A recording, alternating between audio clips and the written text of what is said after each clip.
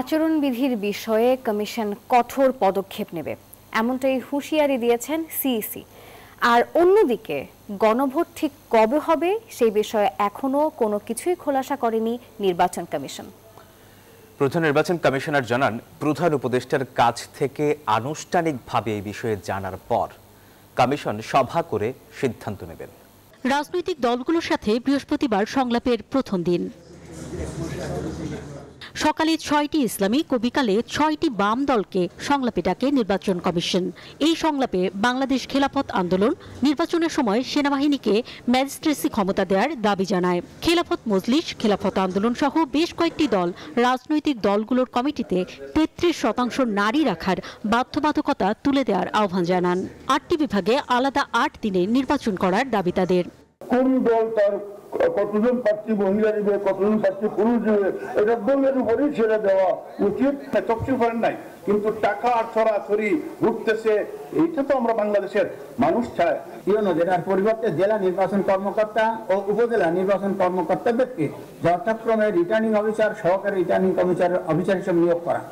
বাম রাজনৈতিক দলগুলো জানায়, গরিব মেহনতি মানুষ যেন প্রার্থী হিসেবে ভোটে অংশ নিতে পারে, সেটা ইসি চায় না। তাই জামানত ও নির্বাচনী ব্যয় বাড়িয়েছে ইসি।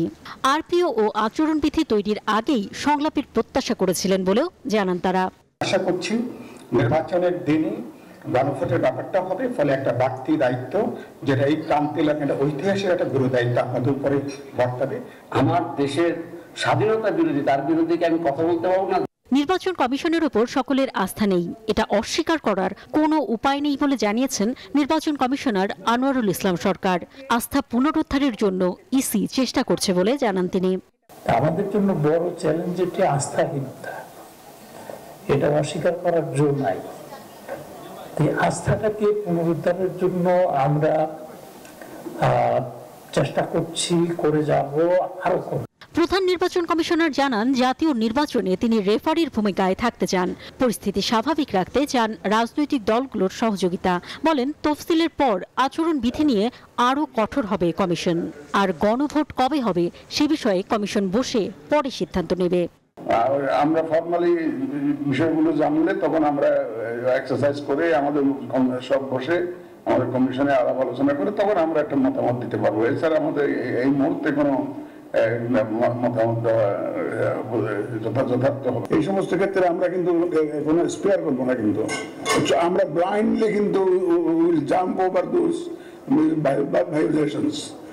এই জন্য যেখানে ভায়োলেশনস হবে, ব্যত্যয় হবে, আমরা কিন্তু ঝাঁপিয়ে পড়বো কিন্তু যখন শিডিউল ঘোষণা হবে। ৫৪টি নিবন্ধিত রাজনৈতিক দলই ইসির কাছে সমান বলেও জানান সিইসি। অন্তরা বিশ্বাস, নিউজ 24, ঢাকা।